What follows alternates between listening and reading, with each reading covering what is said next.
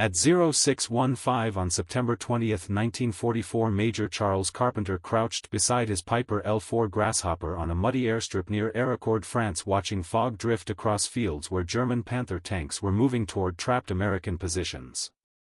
He was 32 years old with 47 combat sorties and 6 bazookas fixed to his wings. 2 days earlier, the German 5th Panzer Army had launched 262 tanks and assault guns against Combat Command A of the 4th Armored Division. Before the war, Carpenter had been a high school history teacher from Moline, Illinois. He taught students about battles. Now he flew a fabric-covered observation plane with a 65-horsepower engine over real combat where crews burned inside armored vehicles. The L4 Grasshopper weighed 765 pounds empty. Its maximum payload was 232 pounds, assuming only a pilot and no radio. Carpenter had attached 6 M9 bazooka launchers to the wing struts. Each launcher weighed 15 pounds. The M6A3 heat rockets added another 3 pounds each for a total of 18 rockets. By calculation, his aircraft was overloaded by almost 90 pounds. Every other L4 pilot in France flew reconnaissance missions.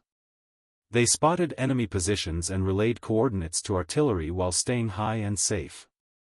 German forces rarely fired at Cubs because they were small and seen as harmless. Carpenter had spent 3 months watching American tank crews die while he circled above with binoculars and a radio. The 4th Armored Division lost 48 Shermans in the first 2 days at Ericourt. German Panthers could penetrate Sherman armor at 200 yards. American 75mm guns needed 300 yards for a kill. Most Sherman crews never got close enough to fire. On September 18 the fog came before dawn and German tanks used it as cover. Carpenter took off at first light, but the ground disappeared into white emptiness. He circled without visibility for 90 minutes. When the fog finally lifted, 11 American Shermans were burning in fields around Lunéville. He watched crews escape. Some survived, but most did not. One Sherman was hit in its ammunition storage. The blast threw the turret 40 feet. Carpenter saw the loader stumble out with his uniform burning. The man took 5 steps, then collapsed. Carpenter could only mark the position and report it. On September 19 the 113th Panzer Brigade pushed through American outposts near Ericourt. By midnight, 43 Panthers had been destroyed or damaged. American tank crews fought from concealed positions using terrain and surprise. It worked, but only just. Combat Command A was spread thin across 12 miles of farmland and the German advance continued. 2 weeks earlier, Carpenter heard about Lieutenant Harley Merrick and Lieutenant Roy Carson. They had mounted bazookas on their L4S and destroyed 2 German trucks. Trucks were not enough for Carpenter. He wanted tanks. He found an ordnance technician and a crew chief willing to help. They fixed 3 M9 launchers to each wing strut just outside the jury struts, angled upward at 20 degrees. Electronic triggers were wired to switches in the cockpit, allowing single shots or a full salvo. The crew chief named the aircraft Rosie the Rocketer. Other pilots called it suicide. If you want to find out whether Carpenter's bazooka-armed Grasshopper could actually destroy German tanks, press the like button. It helps share more forgotten stories from World War II. Subscribe if you have not already. Returning to Carpenter, the fabric on the L4 wings was treated cotton. Bazooka rockets produced 1,200 degrees of exhaust flame. No one knew if the wings would ignite. No one knew if the overloaded aircraft could recover from a dive steep enough to aim the launchers.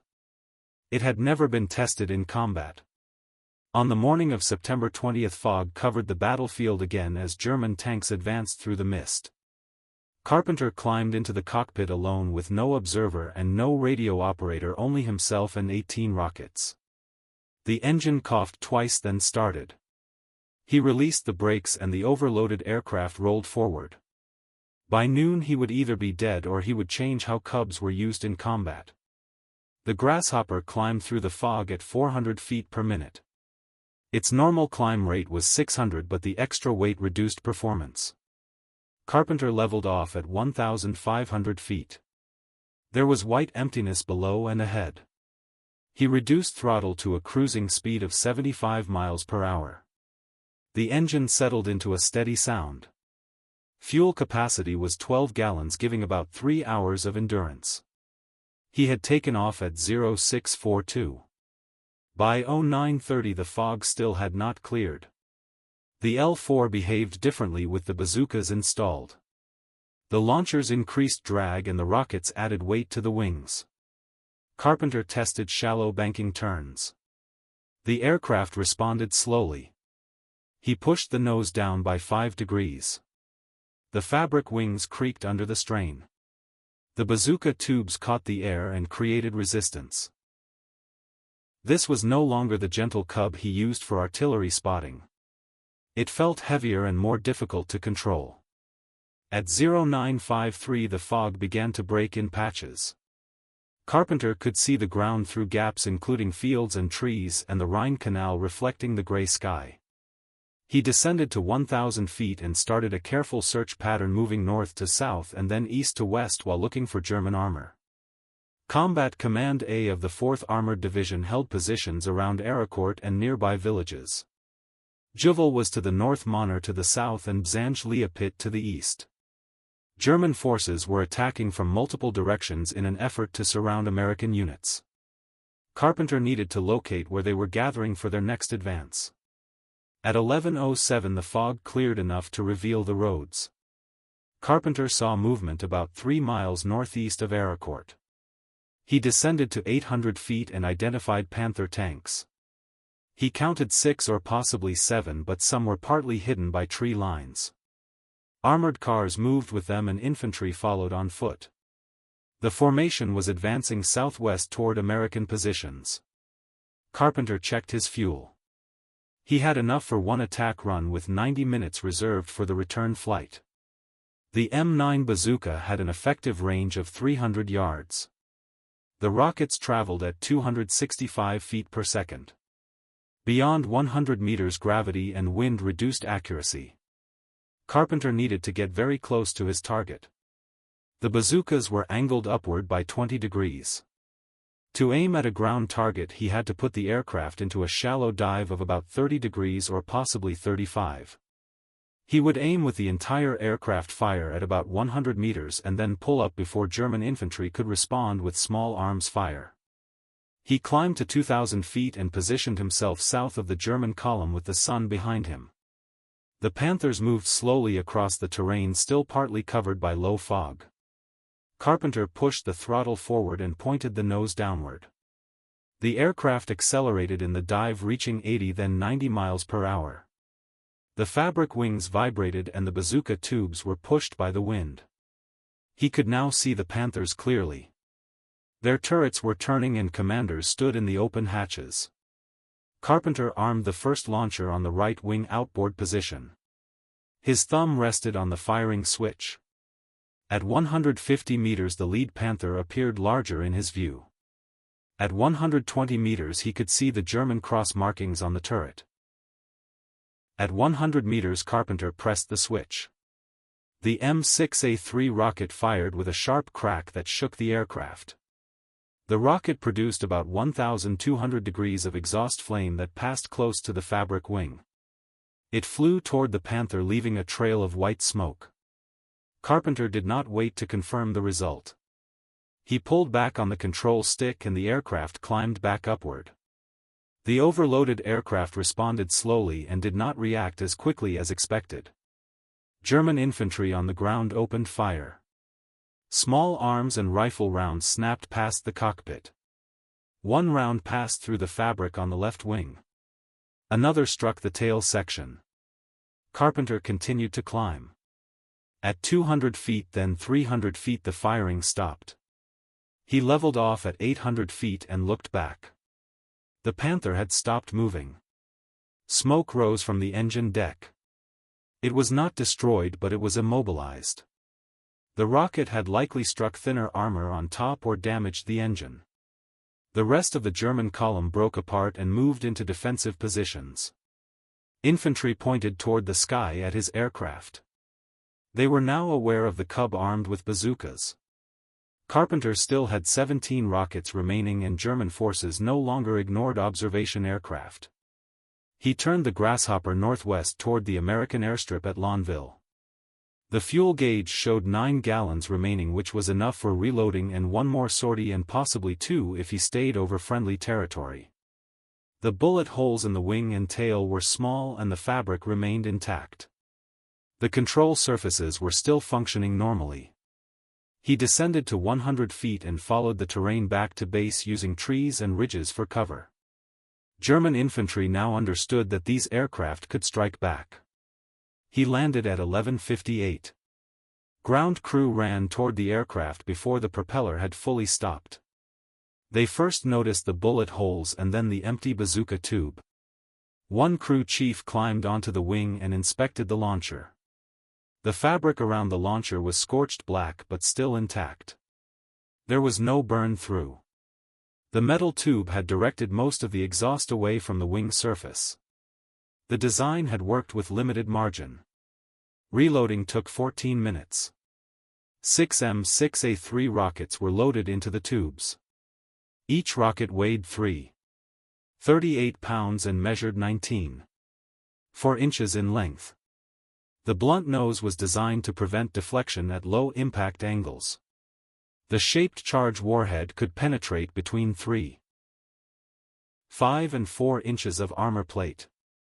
The crew chief asked what Carpenter had hit. He replied one Panther was immobilized. The crew chief then asked how close he had been. Carpenter said 100 meters. The crew chief responded that it was extremely dangerous. Carpenter stated that it was effective. At 12:19 Carpenter took off again. Fuel was 11.7 gallons. Maximum capacity was 12 gallons, but the ground crew could not fully refuel during the quick turnaround. Across both sorties he carried 18 rockets. 6 had been used and 12 remained. He climbed to 1,200 feet and turned east toward Aracourt. The fog had mostly cleared. Visibility reached 5 miles. German positions were now visible to American air observers. Carpenter searched for concentrations of armor. At 12:41 he continued scanning the battlefield. He identified another formation. 8 Panther tanks were moving south along a tree line east of Bzanj-Lapit with infantry following in half-tracks. This force was larger than the 1st and likely elements of the 111th Panzer Brigade attempting to flank American positions. Carpenter radioed the coordinates to Combat Command A. Artillery acknowledged the call, but artillery required time to respond. Shells had to be adjusted and walked onto the target.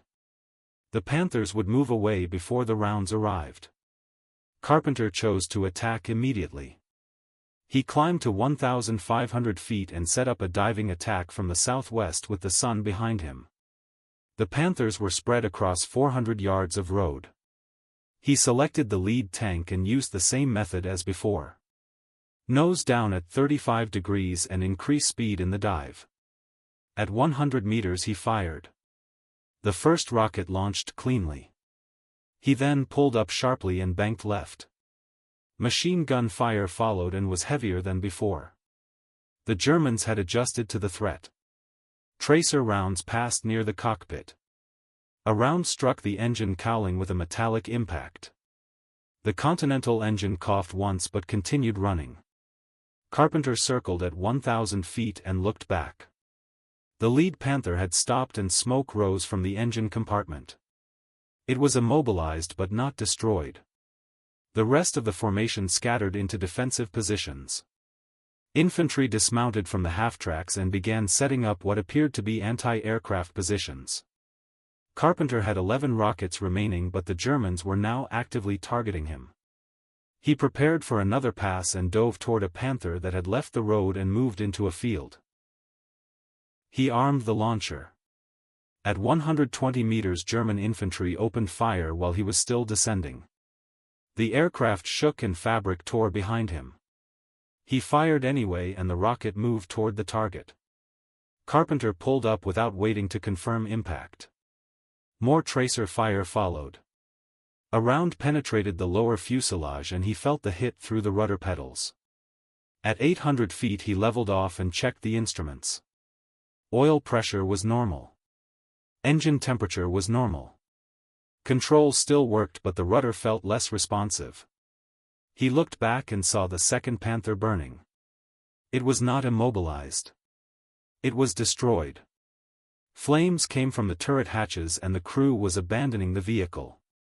The tail section of Carpenter's aircraft had multiple fabric tiers and one elevator cable appeared frayed. The rudder still functioned but with delay.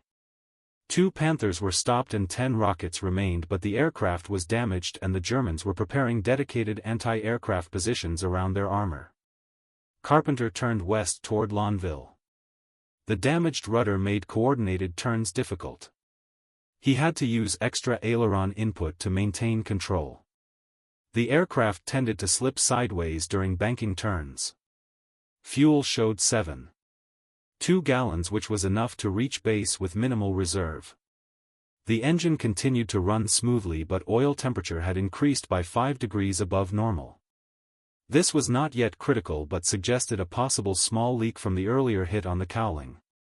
At 13:21 a radio transmission came from Combat Command. German armor had bypassed forward positions and trapped a 4th Armored Division water point support crew 3 miles east of Arrow. About 20 men with no heavy weapons were surrounded. Panther tanks were closing in. Artillery could not engage without risk to American troops and air support was already committed elsewhere. The water point crew requested immediate assistance. Any assistance? Carpenter checked his position. He was 4 miles from the trapped soldiers and 6 miles from his airstrip with 10 rockets remaining on a damaged aircraft that was barely holding together. The safest decision was clear. Return to base, land, inspect the damage, reload and return with a fully functional aircraft. However, the transmission confirmed that Panther tanks were closing in and those 20 soldiers had only minutes. He turned the Grasshopper east and advanced the throttle. The engine responded but oil temperature increased by another 3 degrees. Carpenter descended to 500 feet and followed terrain features toward the coordinates sent by Combat Command A. At 13:34 he located the water point position. 5 trucks were parked in a small clearing surrounded by trees. American soldiers were visible taking cover behind the vehicles. He then spotted 4 Panther tanks advancing from the northeast about 800 yards from the American position. Infantry moved with the tanks. The Germans had adapted to earlier attacks. As Carpenter approached, all 4 Panthers halted. Infantry dispersed into defensive positions. Machine guns tracked upward. They were prepared and waiting. This was no longer a surprise attack against an unaware column. It was now a direct engagement where Carpenter was flying an unarmed observation aircraft made of fabric and determination. He climbed to 1,800 feet to stay just outside effective small arms range, though barely. The Panthers continued advancing toward the trapped waterpoint crew. Carpenter faced a clear choice. He could attack and risk being shot down or circle without effect while 20 American soldiers were killed. His right hand moved to the firing switches. He armed all remaining launchers with 10 rockets. His plan was to fire in successive passes and rely on the aircraft holding together. He entered the first dive at a 38-degree nose-down angle. The damaged rudder made the descent unstable and he had to fight the controls.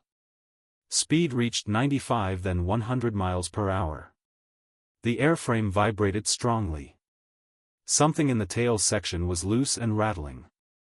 The lead Panther filled his view. German infantry opened fire at 200 meters, which was earlier than before. They had adjusted to his pattern.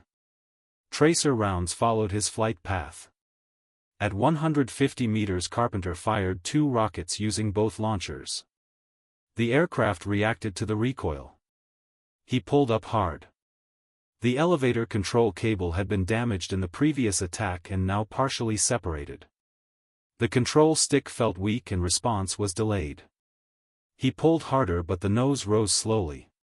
He was still below 400 feet when he passed over the German position. Rifle fire came from all directions. The aircraft shook and took multiple hits. Fabric tore and metal struck the frame. He continued the climb. At 500 feet then 600 feet both rockets struck near the lead Panther but not directly on target. The explosions caused damage and scattered debris but the tank kept moving. It was likely not stopped. He leveled off at 900 feet. The engine was running roughly and the oil temperature gauge was in the red. This indicated a clear leak or possibly a worse issue. Fuel read 5.8 gallons, which was not enough to return to base if he stayed in the area much longer. The tail section felt unstable and close to failure.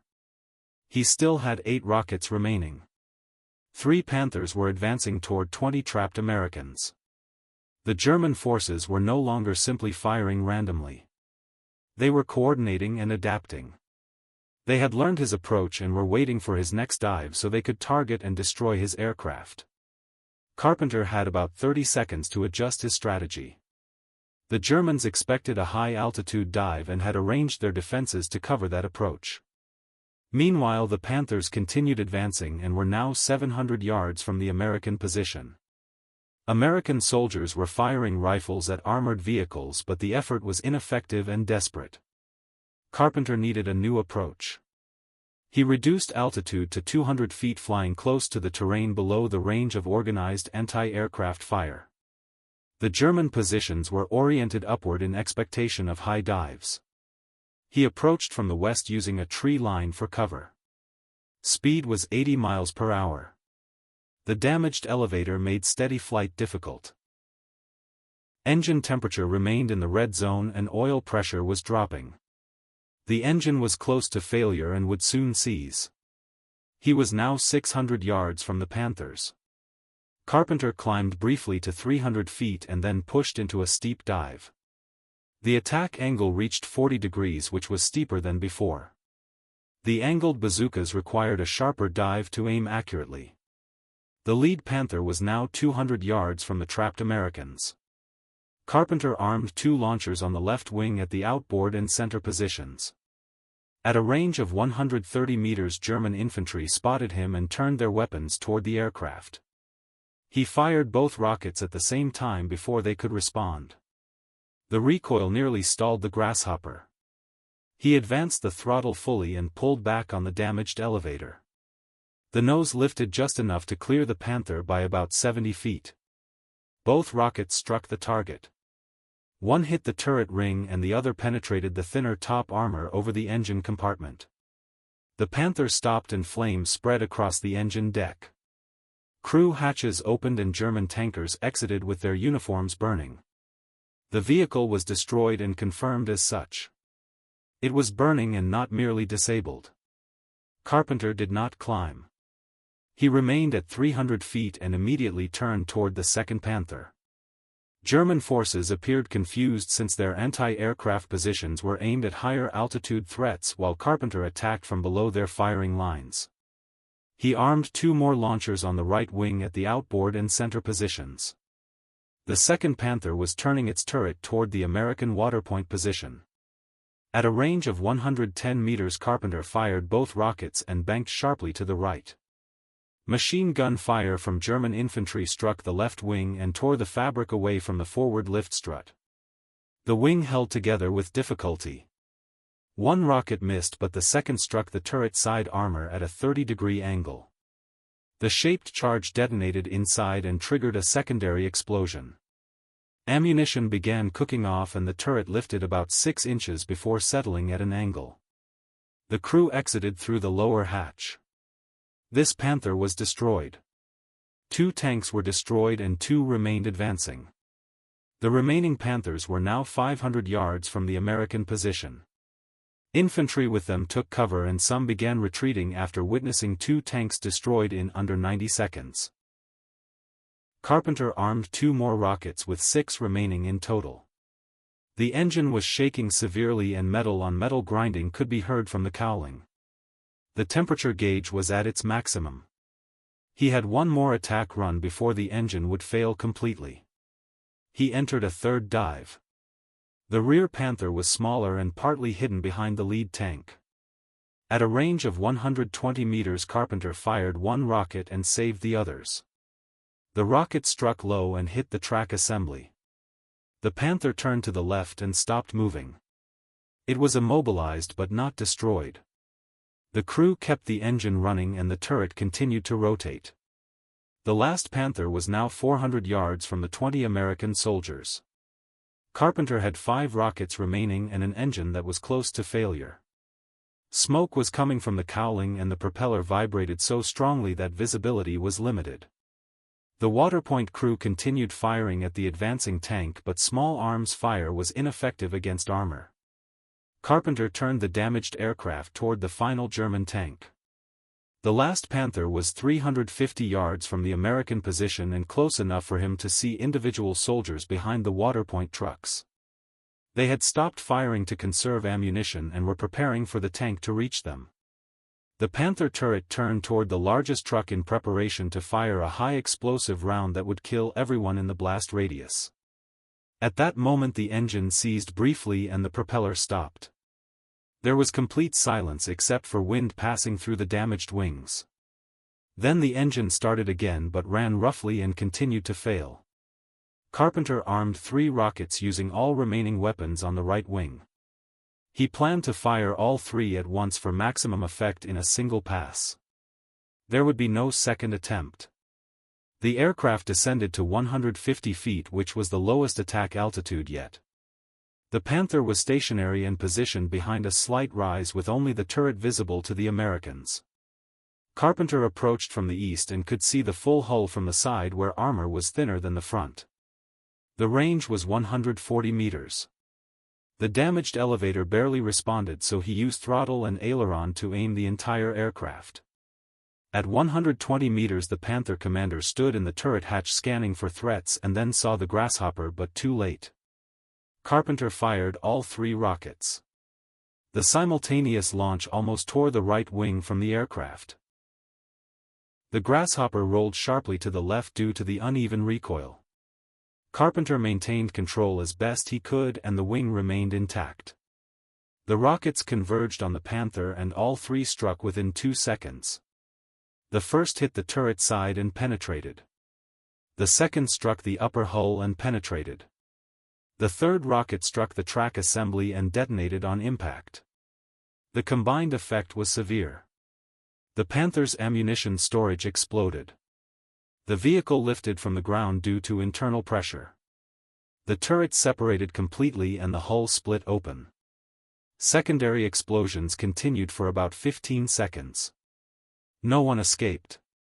4 Panthers were engaged with 2 destroyed and 2 immobilized, while 20 American soldiers remained alive. The waterpoint crew was already moving and loading trucks to evacuate, while German infantry remained scattered and disorganized. Carpenter had completed his objective, but his aircraft was 3 miles from base with an engine that had about 60 seconds of operation left. He turned west at maximum power. The engine produced sounds beyond normal operation for a Continental 0-170-3. Metal fragments rattled inside the cowling. Oil covered the windscreen. The temperature gauge no longer displayed readings and had likely failed due to overheating. The propeller continued only from momentum and remaining engine function. At 2 miles from Lonville the engine seized again.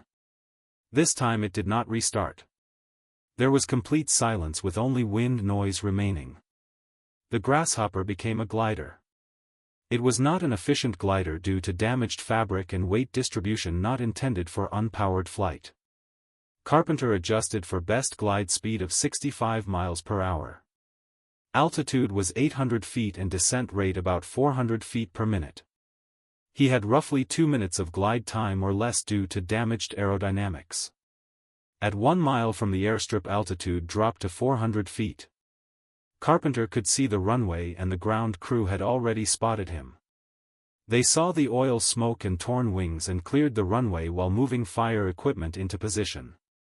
He was too low to reach the runway with his current glide path. He required an additional 200 feet of altitude, which he did not have. A field northeast of the runway offered an alternative. It was plowed earth with soft ground. This was not ideal for landing gear, but it was better than trees. Carpenter aimed for the field. At 150 feet the aircraft continued descending. There was no engine power to reduce the sink rate and limited control at low speed due to damaged surfaces. At 100 feet the field filled the view. At 50 feet he gently pulled back on the stick to flare. The tail wheel touched first, followed by the main gear. The soft ground caught the wheels and the aircraft nosed over. The propeller dug into mud and the aircraft flipped forward, coming to rest upside down. Carpenter remained strapped in and hanging inverted. Fuel was leaking from the damaged tank. The engine had been hot enough to ignite fuel vapors. He had only seconds to exit before ignition. Carpenter released his harness and dropped onto the inverted cockpit roof. Fuel dripped onto his flight suit and the smell of high-octane gasoline filled the cockpit. He attempted to open the side door, but it was jammed due to structural damage. He braced himself and forced it open by kicking it. The door gave way. He crawled out through the opening, rolled away from the aircraft and stood before running about 20 yards before collapsing from exhaustion. Ground crew reached him about 40 seconds later. Fire crews applied foam to the aircraft. The fuel leak was controlled before ignition occurred. Medical personnel examined Carpenter and found only minor cuts and bruises across his chest from the harness. There were no broken bones and no burns. Across 47 combat sorties in Bazooka-equipped Cubs he had never been wounded. The ground crew referred to him as the Lucky Major. Carpenter attributed it to careful technique. Stay low, attack quickly, and never allow the enemy a clear shot. On September 20, 1944, during 3 sorties he expended 18 rockets. 4 Panther tanks were stopped with 2 destroyed and 2 immobilized. 20 American soldiers were extracted alive. 1 L-4H Grasshopper was destroyed after suffering engine failure from oil loss and thermal damage. The wings were torn beyond repair and the fuselage was structurally compromised, making it a total loss. However, the concept proved effective. Bazooka armed observation aircraft could destroy tanks. The 4th Armored Division's Combat Command A held Aracord against the German 5th Panzer Army counteroffensive. Between September 18 and September 29 German forces committed 262 tanks and assault guns to retake Lonville and eliminate the American bridgehead. They lost about 200 vehicles destroyed or damaged, while American forces lost 48 tanks. The Battle of Aracord became the largest tank engagement on the Western Front until the Battle of the Bulge 3 months later. Carpenter's attacks on September 20 disrupted German coordination during a critical period when Combat Command A was most vulnerable. Carpenter received another L-4H 3 days later with serial number 43 to 30426. It had the same modifications, including 6 M9 bazookas and the same crew chief and the name Rosie the Rocketer painted on the cowling. Between September and December 1944, Carpenter flew 63 additional bazooka attack missions. Official records credited him with 6 tanks destroyed, including 2 Tiger tanks and 4 Panthers or Panzer IVs, along with several armored cars and multiple soft-skinned vehicles. Ground reports suggested the number could be higher, possibly up to 14 tanks, though confirmation was difficult since many attacks occurred far from American lines. Other L-4 pilots attempted similar modifications, but most discontinued the approach after 1 mission. Diving a fabric-covered observation aircraft into concentrated anti-aircraft fire was considered highly dangerous and unlikely to survive. Lieutenant Harley Merrick and Lieutenant Roy Carson, the original innovators, returned to standard reconnaissance roles after destroying 2 trucks and concluded the risk outweighed the tactical benefit. Carpenter disagreed and continued to attack German armor 63 more times after September 20. In an October interview with Stars and Stripes he explained his approach, stating that the war required continuous effort every hour of the day with repeated attacks. His actions also influenced German doctrine. Before September, German forces ignored Cub aircraft since they did not consider observation planes a threat. After Carpenter's standing orders required all ground units to engage any L-4 on site. Infantry carried dedicated anti-aircraft weapons when operating with armor. Panther and Tiger commanders placed spotters specifically to watch for cubs with tubes on their wings. The Germans called him Der Verrückte Major, the Mad Major. Carpenter accepted the name and said that madness was required when fighting tanks that could destroy Shermans at 1,200 yards. The 4th Armored Division advanced east through France, and Carpenter flew with them as personal pilot for General John S. Wood in addition to his attack missions. By December, the 3rd Army had reached the German border. Carpenter had completed 110 combat sorties and remained never wounded despite being fired on during every bazooka attack. Then 1945 arrived and Carpenter became ill. Doctors diagnosed Hodgkin disease in early 1945. It was terminal lymphoma. Army physicians estimated a maximum survival time of 2 years. He was 32 years old. He had survived 110 combat sorties flying an unarmed observation plane into anti-aircraft fire and had never been wounded or shot down by enemy action. Cancer would succeed where German Panther tanks had failed. The Army promoted Carpenter to lieutenant colonel and awarded him the Silver Star for Valor, the Bronze Star with Oak Leaf Cluster, and the Air Medal with Oak Leaf Cluster. He was officially credited with 6 tanks destroyed, 17 armored vehicles disabled or destroyed, and dozens of soft-skin targets. The citations recorded extraordinary heroism and complete disregard for personal safety. They did not mention that Carpenter had been a high school history teacher who believed wars should be fought aggressively or not at all. In June 1946 he received an honorable discharge and returned to Urbana, Illinois. He returned to teaching and to classrooms filled with teenagers and lessons about battles he had experienced. His wife Elda had waited and his daughter Carol was 7 years old. According to military doctors, he had 2 years to live and he intended to spend that time teaching. In 1948 Carpenter was still alive and still teaching. In 1950 he was still alive. In 1955 he was still alive. The 2-year prognosis became 5 years, then 10 years, then 15 years. Medical science in the 1940s did not fully understand the progression of Hodgkin disease. Some patients exceeded predicted survival times and Carpenter became one of them. He taught history at Urbana High School for 20 years after doctors said he would be dead. On March 22, 1966, Charles Carpenter died at age 53. This was 21 years after his diagnosis and 19 years beyond the predicted 2-year survival. He outlasted the cancer with the same determination he had used against German tanks. He was buried at Edgington Cemetery in Illinois. The grave marker listed his rank as lieutenant colonel. It did not mention Bazooka Charlie or Rosie the Rocketer or the Mad Major. It only listed his name, dates and service. The L-4H Grasshopper Carpenter flew with serial number 4330426 disappeared after the war. Most believed it was scrapped or lost. In 2017, aviation historians identified the aircraft in the collection of the Austrian Aviation Museum at Graz Airport. It had been flown in a civilian club in Vienna for many years and its history was unknown. No one knew it was Rosie the Rocketer. The Collings Foundation purchased the aircraft in 2018 and began restoration. The same Grasshopper that destroyed Panther tanks in September 1944 would fly again. Carpenter's innovation did not survive the war. The L-4 equipped with bazookas was too vulnerable for sustained combat operations. Helicopters later replaced observation aircraft. Dedicated ground attack aircraft replaced improvised weapons systems. Yet for 4 months in 1944, when American tank crews were losing against superior German armor, a history teacher from Illinois flew a 65-horsepower observation plane into anti-aircraft fire because action was necessary. If this story moved you, then support it by liking the video. Each like helps more people see this story on YouTube.